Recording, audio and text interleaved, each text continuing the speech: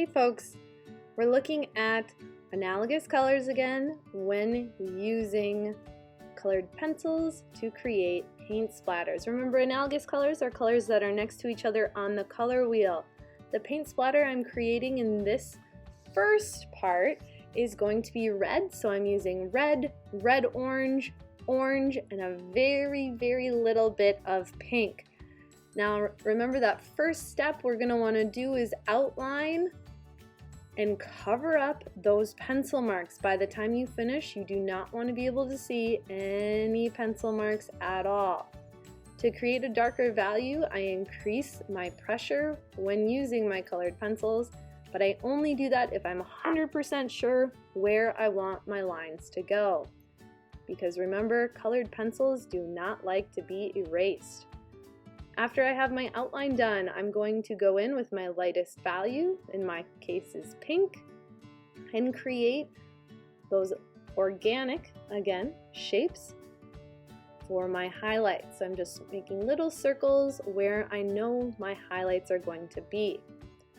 Once you have that done, I need to soften up my outline. That's very harsh right now, and by the time I'm finished, I do not want a harsh outline, because harsh outlines make things look more flat, and I want to have a variety of different values, lights and darks, and layered colored pencils.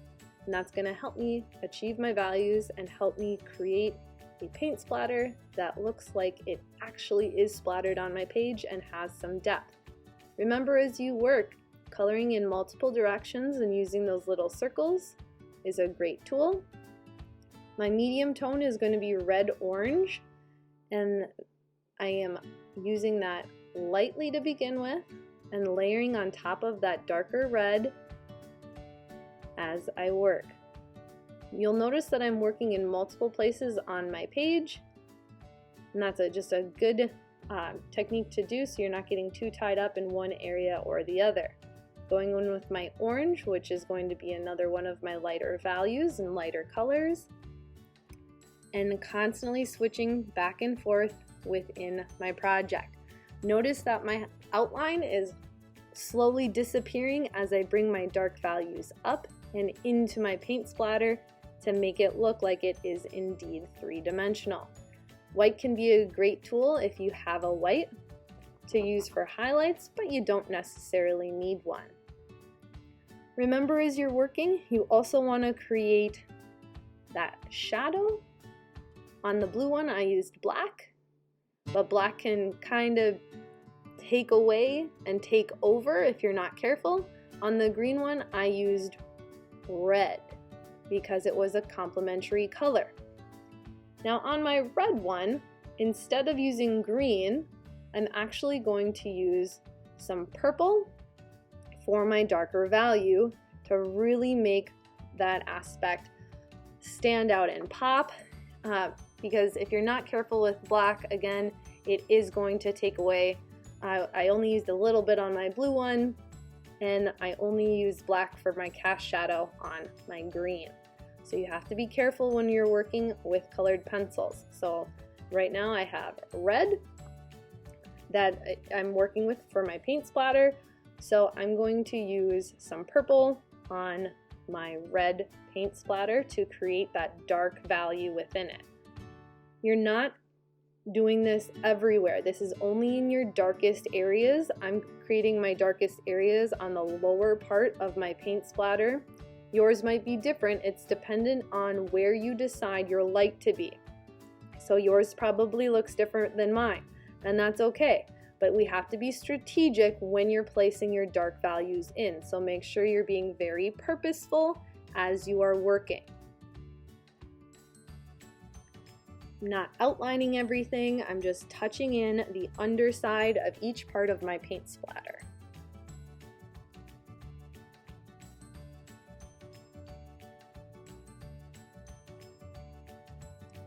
As I go closer to the interior and bring it up, I am also not pressing very hard. So I'm really lightly adding in those values, because you can always add more, but taking it away can be difficult. So make sure you are gradually making things darker as you work.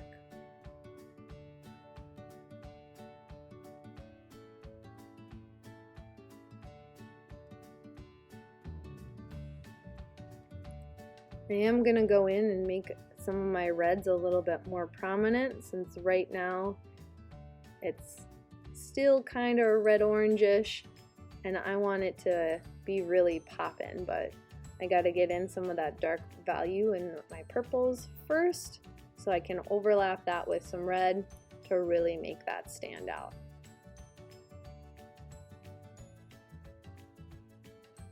You'll notice that I'm curving my lines as my shape curves. That's a very good thing to do and is another aspect that will help it make it look three-dimensional.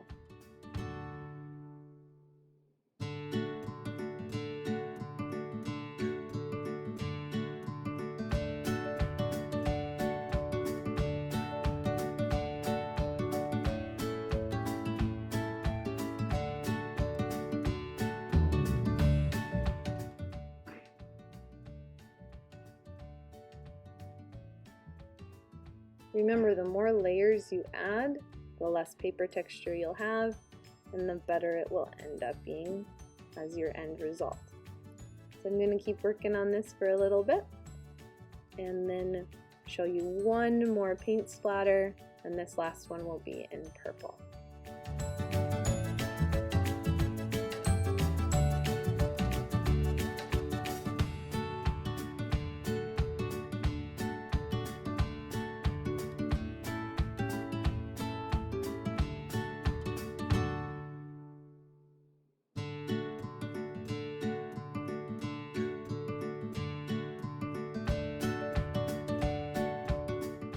Remember, we want to start off with an organic shape, so it's very flowing and curved.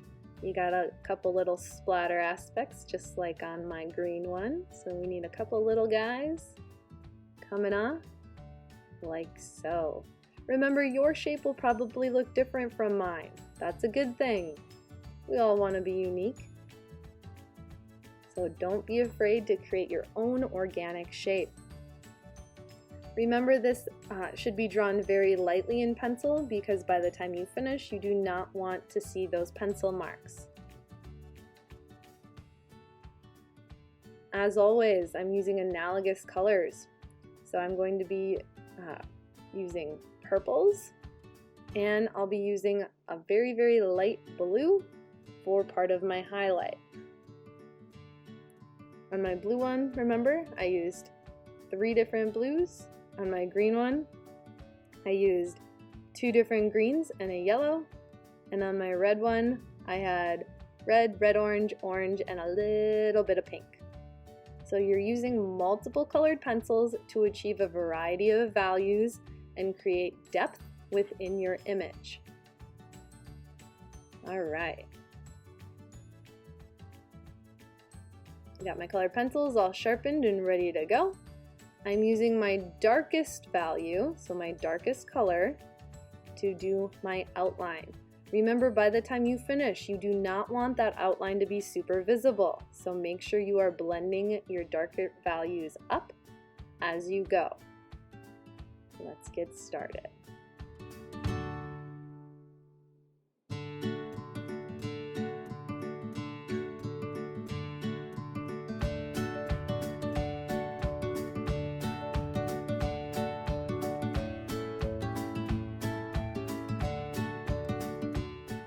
Remember to have good craftsmanship when you work. You want to have nice clean edges and clean lines. Having sharper colored pencils helps with that. It's a good habit to get into. The highlight, and I'm going to do my purple a little bit faster than I did the red one, because you're all professionals by this point. But it's always good to practice. Remember, the more you practice, the better you get. As you work, remember to slowly bring that darker value into the interior and have some really, really dark spots, but don't forget your highlights. You're layering your colored pencils and gradually building values. Notice how when I do my curves in my purple one, My curved areas are going to be a little bit darker and have more values, and that's going to help with my dimension and creating depth within my paint splatter. So that's a really good kind of sneaky technique to do. In addition to layering your colored pencils, of course, this is going to give you more dimension, and it's going to make it look more realistic and just more of a solid, well-finished and crafted piece by the time you're done, which is what everybody's trying to achieve.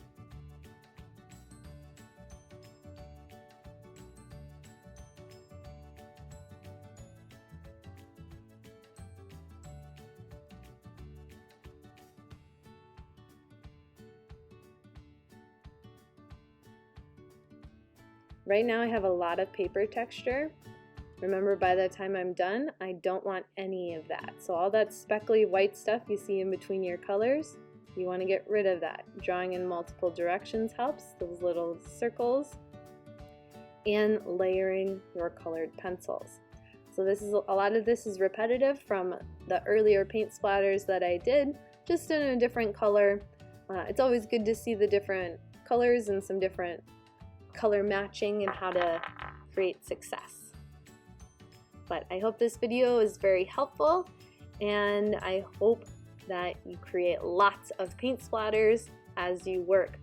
Remember, there is an earlier video, so if you missed the video on blue and green paint splatters, you're more than welcome to go back and watch that one. You'll notice that right now I'm using white. White is a great way to create highlights and also burnish, which is a technique in colored pencils, and that's one way to get rid of your paper texture. So sneaky tips.